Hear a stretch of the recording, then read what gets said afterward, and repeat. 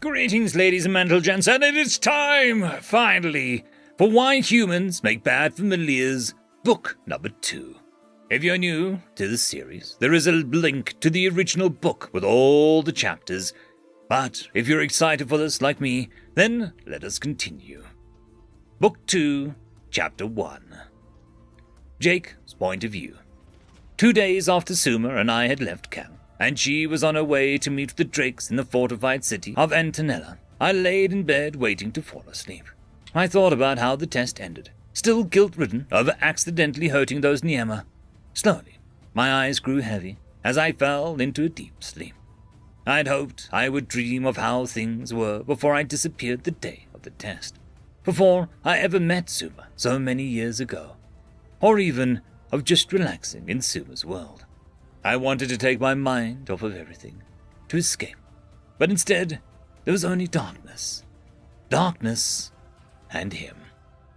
"Hello, Sentinel," the kinder half that his figure said, the reptilian man made of fire that I had met almost a year ago. "You're getting stronger."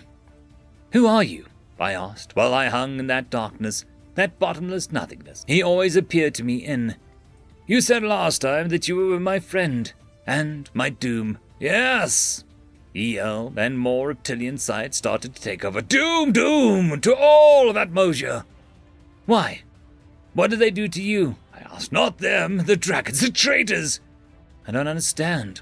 "Then allow me to show you."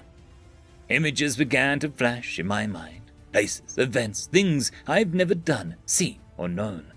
They were fragmented, twisted, even overlapping with one another, like I was seeing two sets of events that happened at the same time, from two angles, 2 points of view. There were emotions tied to the memories, love, protection, fear, betrayal, grief, pride, and more.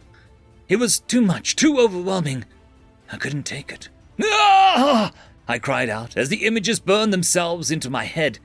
"Enough for now," the kinder, more human side said. "Jake! Jake!" Another, more distant voice called out. "The master calls, its pet. I'll leave you to absorb and learn and grow for now, but we will meet again." With that, I woke up in bed, drenched in sweat, and Suma yelling in my ear, "Jake! Jake, are you there?"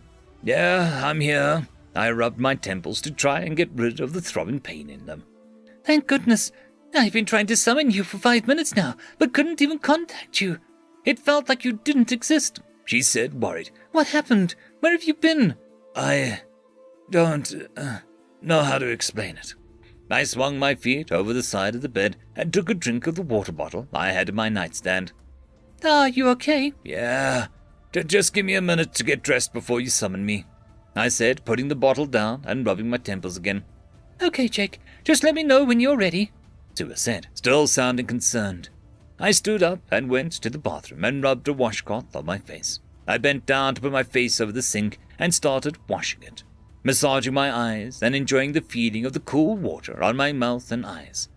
I put the washcloth down and opened my eyes, then jumped back and fell over. It wasn't my face in the mirror. It was the figure of flame. I scrabbled on the floor for a second as my flight and flight response figured out what to do. Eventually, I slowly stood up and peeked over the sink into the mirror again. My face was back, and the figure was gone. "Okay, that's not right, even for my life," I told my reflection. "Another thing to talk to Suma about, I guess." I walked out of the bathroom and got dressed, then told Suma I was ready. I was nervous, thinking I would see a figure again after being summoned, but I didn't. Instead, it was normal. I disappeared and watched the world turn black, then suddenly reappeared on Suma's world, Atmosia. "Jake, are you okay? You didn't answer for a long time, and I couldn't summon you," Suma said, repeating herself from earlier. "I don't know. I saw that flaming guy again, once in my dreams, and once when I looked in the mirror." "Did he hurt you?" Suma asked. "No. He just spoke to me, and no, actually, he did hurt me. He showed me something, but I couldn't make sense of what it was. It seemed like memories, but they were distorted and fragmented. It burned." "I'm so sorry, Jake. Do you need healing?" she offered. "No, I'm okay now, Suma. We need to find out what that thing is." "We will. Maybe someone on our new team or in Antonella will know, she suggested. Right, I exclaimed, and started to look around. We were in a city. From my point of view, it seemed as large as the one we were in last, but I really couldn't tell. Is this it? I asked. Yes, Jake. Welcome to Antonella, the Shield City. Shield City? Why is it called that? This is the main point of defense between the rest of Sangu Dragon, our continent, and the Southern Union forces of the island of Sanku, remember? I thought your country was called Ambos. It is, but there are 3 other nations on our continent. Oh, right. So, where are we supposed to go now? I wondered. The base we were ordered to report to is north of here. It is not too far. I thought that we should arrive together, Suma said and landed on my shoulder. Jericho, my armor, wasn't on at the moment, so she just clung to my shirt. When we arrived at the base, I knew it wasn't like our training camp at all.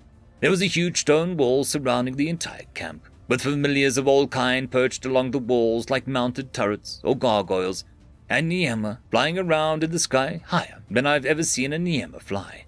In fact, I didn't even know what they were. Suma had to tell me. All I could make out was the small dark spots in the orange sky. This is quite different than I was expecting, Suma said. Really? Is it a military base after all? I said, looking around. Hold! A voice called out. A Niema flew down in front of us, then summoned his familiar. While still in the air and landed on it. Who are you? She asked. I am Suma, and this is my familiar Sentinel. We are reporting for duty with the Drakes, ma'am. Suma said. Show me your official documents, the Niema demanded. I pulled a small wooden plank out of my bag. I had been holding on to them since it was easier for me to carry it. She used mana wrapping to take the plank from us and examine it. All right then, proceed to the main office for your orders and accommodations. She floated the plank back to me and I put it away. As we were walking away, I heard her say something. So that's a Viking. As we walked to the office as instructed, we passed several buildings made of vines, stone, and some that seemed to be built directly into the surrounding landscapes, trees, and hills. We also passed several Niema in a group. They were perched on sculpted vines that formed a circle around 2 of them. The one in the center of the circle were surrounding themselves with some kind of magic fog.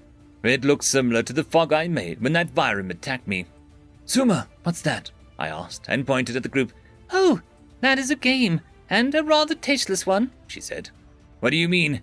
They are creating displays. It is a way of flaunting your magical prowess. Whomever can create a larger display wins, and the winner goes up against the next opponent.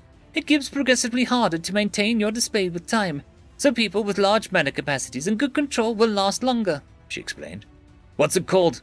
I do not know the proper name. I've heard it called many things. Mana circle, power player, display dominant, and a few other ruder versions. After watching them for a bit, we left and found the main office. End of chapter. I would quickly like to thank the T5 channel members and Patreons. Caspar Arnholtz, Cam Maxwell, Barky, Lord Azrakal, It's Difficult to Pronounce, Dragzoon WRE, Holly's Sister, Arcadian. Thank you very much.